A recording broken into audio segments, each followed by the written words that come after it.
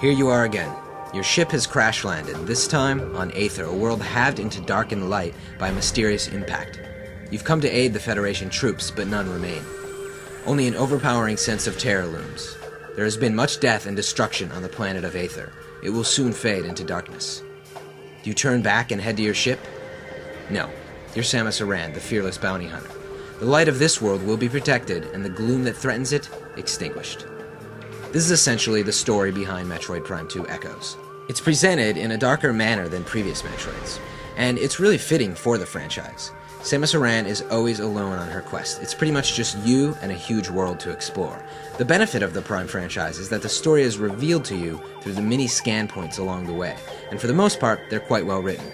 So you really put the story together yourself, and as you head towards the end, you can reward yourself by getting the sensation that you've really uncovered the evil on your own.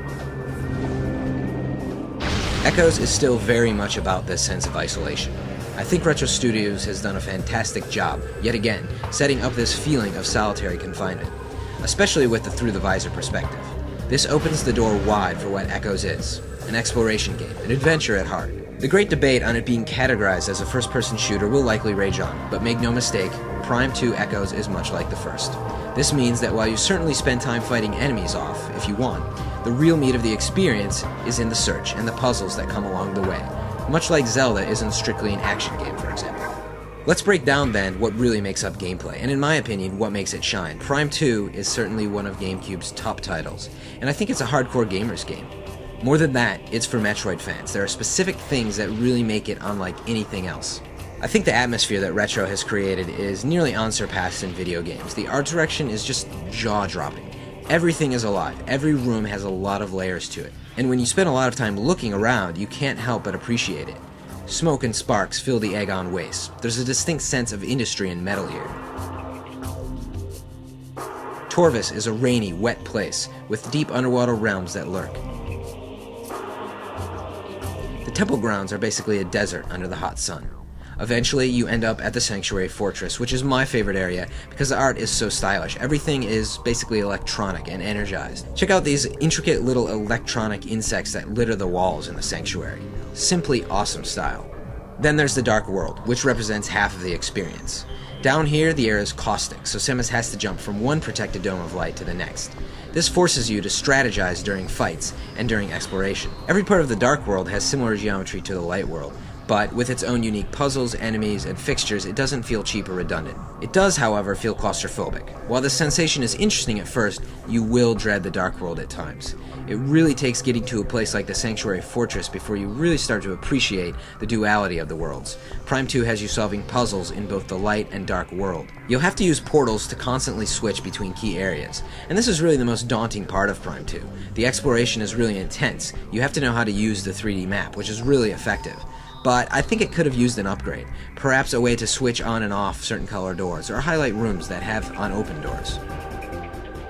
Speaking of upgrades, that's why you explore this really huge world that's been created.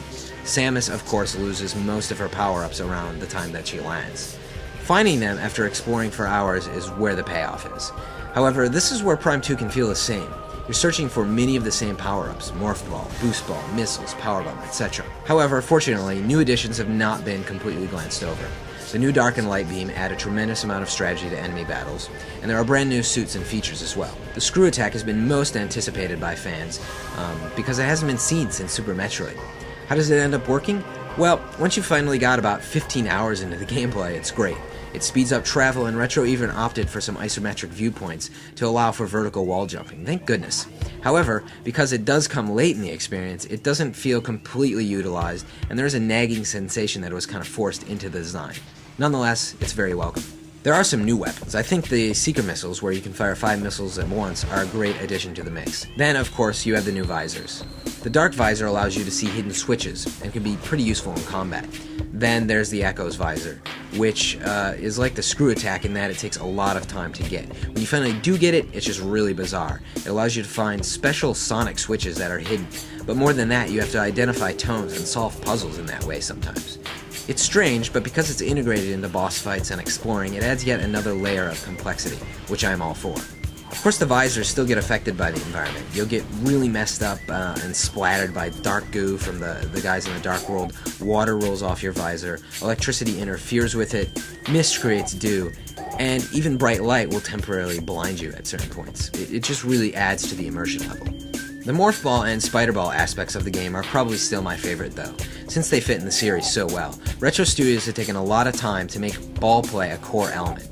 You will find Spider Ball tracks everywhere, on the walls, hidden in glass cylinders, on spinning wheels. There's even entire boss battles that are based on them. It's just insane. There's a considerable investment to get the Spider Ball though, maybe 10 hours for the average player. But like so many other parts of the game, the payoff is very big. At that point, about halfway into the game maybe, you start to shake your head in awe at things. You start wondering how things are so well plotted out. There are so many trails that lead you on your way. There are these subtle little cues through the art style, and you never have to endure instructional cutscenes or anything like that.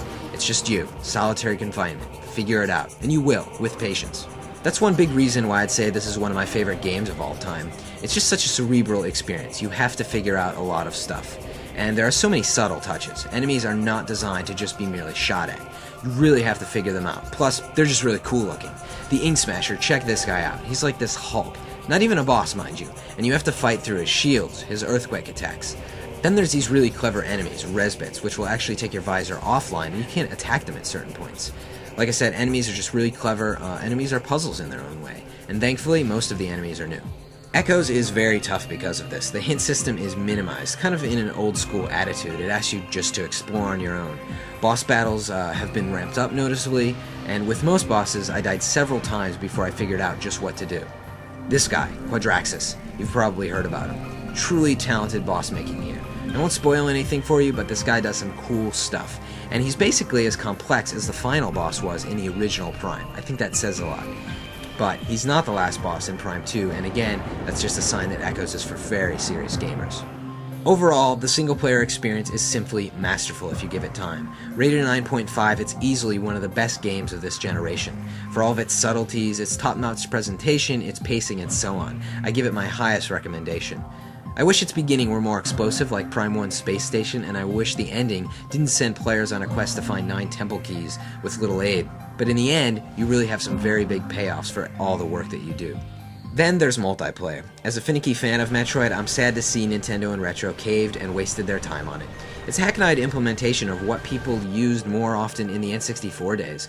It's just really kind of unfitting for a game that's about being alone. The lock-on mechanics get boring in multiplayer. 2-player runs pretty well, but 4-player drops below 30 frames per second constantly. Overall, it's not bad, but it's just unneeded. I would have much preferred they spent their time on a bonus mode where, you do Morph Ball puzzles that are set up for you, or single room puzzles that can be unlocked, something like that. And that's about all we have time for with the video review. I think if you're looking for a challenge in terms of puzzle solving and world exploration, and not strictly an action-based shooter, then you'll love Metroid Prime 2 Echoes. It's not like Majora's Mask was to Zelda. I mean, you should probably expect something a lot closer to what Prime was, so it's pretty similar. But there's just a lot more intricacy here and a lot more detail. I can think of few games that display so much forethought and solid execution.